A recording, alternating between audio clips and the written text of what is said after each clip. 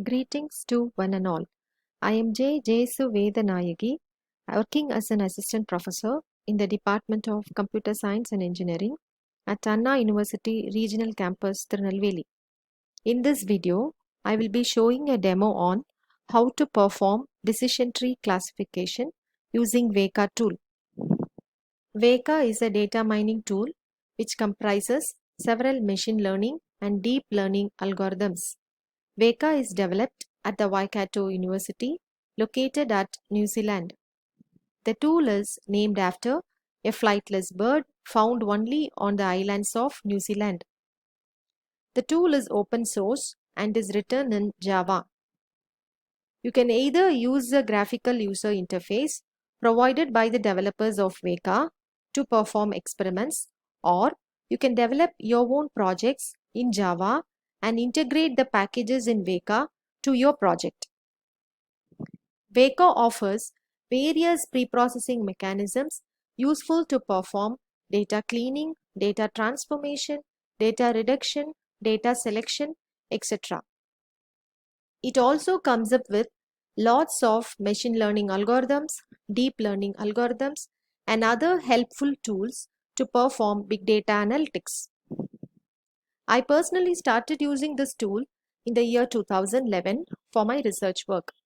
The biggest advantage I see using this tool is the developers keeps updating the tool with all the recent advancements in the field of knowledge analysis. In 2014, to conclude my research work, I started looking for implementing my proposed work on a distributed environment. Again, I ended up in using Weka because Weka supported Hadoop distributed base package at that time. I completed my research by integrating the Hadoop distributed Weka base package to my project. Later, when I was called as resource person to workshops on data streams or deep learning, I just started finding that the developers have already implemented these data mining algorithms on streams and deep learning algorithms as an integratable package. So this tool is completely up to date and it's very current by implementing all the latest technologies. Today I'll be showing you all the steps to be performed in order to execute decision tree based classification using Weka tool. So this is the first page of the Weka tool. So this is a home page of the application. So here you could see different interfaces. So this is an explorer interface. This is an experimenter interface. This is a knowledge flow interface. This is called as a workbench and simple CLI.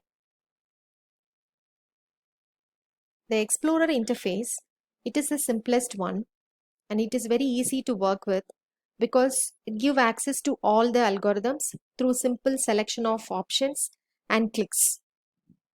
So hope you could all see this window. So this is the explorer window which gives you options to select these options and then you can perform the task what you want with simple clicks. The second interface is the experimenter, which is widely used by a lot of researchers because this provides you an option to compare different algorithms on a given set of data. So you can set different parameters, you can have different configurations and you can make comparisons between the performances of various algorithms on your data sets. And the third interface is called as a knowledge flow interface. So this is like a drag and drop option where you can drag and drop the different, so I'll show you this. You can drag and drop the various boxes which are nothing but the preprocessors or the algorithms. You can just click on those. Yeah. You can click on those and you can put it over here and you can create a flow diagram.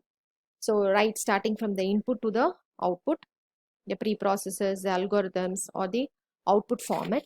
And once you click on run, Okay, when you once you click on this run button, it will run the algorithm and the output will be stored in the files. So this is again a useful interface. And the fourth option here is called a workbench. Actually, initially when I was working with Java, only we had this four options like Explorer, Experimenter, Knowledge Flow, and Simple CLI. But recently, in the workbench, this interface provides you a integration of all the four interfaces in one page. Because earlier, if you want to compare the results, or if you want to switch between Explorer and Experimenter, as and when you like, you will have to come back to the home page and you have to select the option, and multiple windows get opened, one for Explorer, the other for the Experimenter. But people found that integrating all these interfaces into one page would be helpful, and that's how this workbench interface have come into play. The simple CLI option, it gives you to run the packages of Java which is developed in packages of Weka which are developed in Java using the basic Java commands. So this interface gives you an option to run the Weka packages using simple Java commands. And the very important thing here is Weka actually supports a file format called ARFF. So this ARFF stands for Attribute Relation File Format. So this is the only format initially supported by Weka, but the advantage is Weka supports you with different file formats, different filters which can convert the ARFF file format into any desired file format of your type, or if you have your real-time data or your data sets in any other file format like CSV or XLS, you can convert these files into ARFF files using the preprocessors tools offered by Weka. So now to get into the demo, I'll choose the Explorer option today to explain you how to create a decision tree classifier with the help of Weka.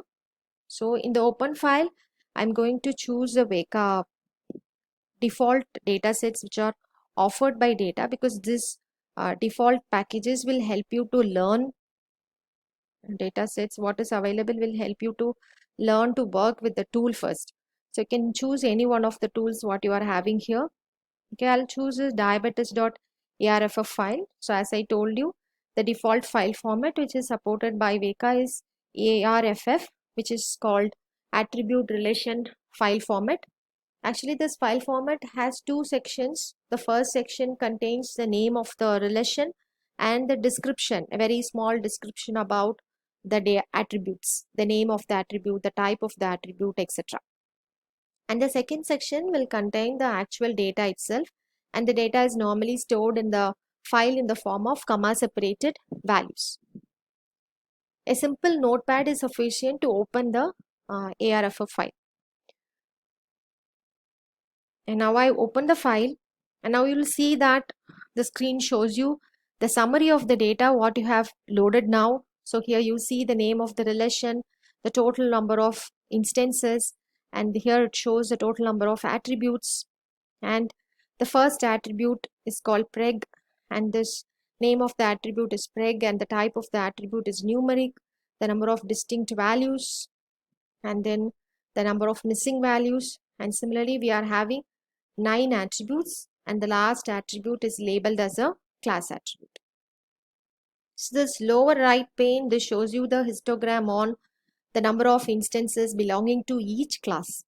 So the out of the total number of instances, 768, 500 instances belong to tested negative, that is the people does not have diabetes, and 268 instances, these people are tested positive, they are diabetic. And now I said that today we are going to see how to build a decision tree based classifier. So after selecting the data what you want, you'll have to move to the classify tab. And in the classify tab, if you go to the choose, just click on it, you'll be able to find out different categories of classifiers. The developers has already categorized the different classifiers what is available into different groups. You could see that, right? Different packages. And decision tree, since it's a tree based classifier, it is available inside the package called trees. And I'm going to take the J48 classifier, which is Weka's version of C 4.5. So initially it was J 4.5, but the recent version of C 4.5, that is 4.8, and J48 is named after that. So you select J48, and the test option, you have different test options like percentage split, that is you can split the given training set into two based on percentage. So default you are having 66% can be taken as a training set, and the remaining 33% can be taken as a test set. Or you can go for the standard case, that is cross validation. And number of folds you can set to any value, because researchers have to conduct the experiments on different values of K. So the normal standard value for K is 10, and it's set to 10, and if you want to vary it, you can change it. And after uh, setting all this value, so if you are an advanced um, tool user, you can just change these configurations as well, and you can press on the button start.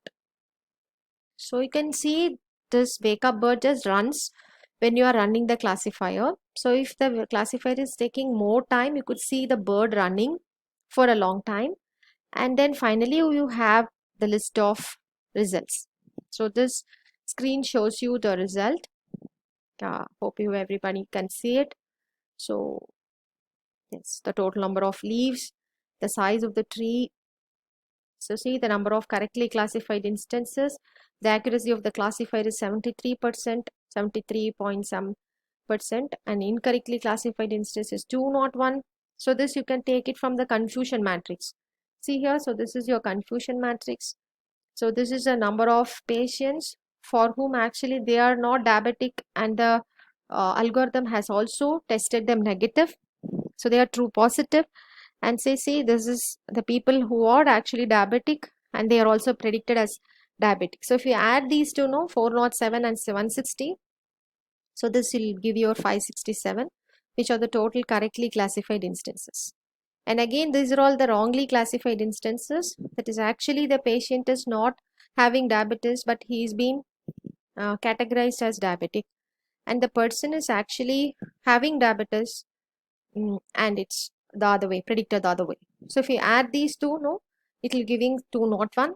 And so that is the total incorrectly classified instances. And you are having the true positive rate, false positive rate, the precision, recall, F measure, etc. So these results you can take these results directly, and you can use for your experimental analysis. So this is a very short demo on how to perform decision tree classification using Weka 2. I thank you all for the opportunity, and I conclude by saying that you'll have to learn and learn, and learning is the first step in teaching. Thank you.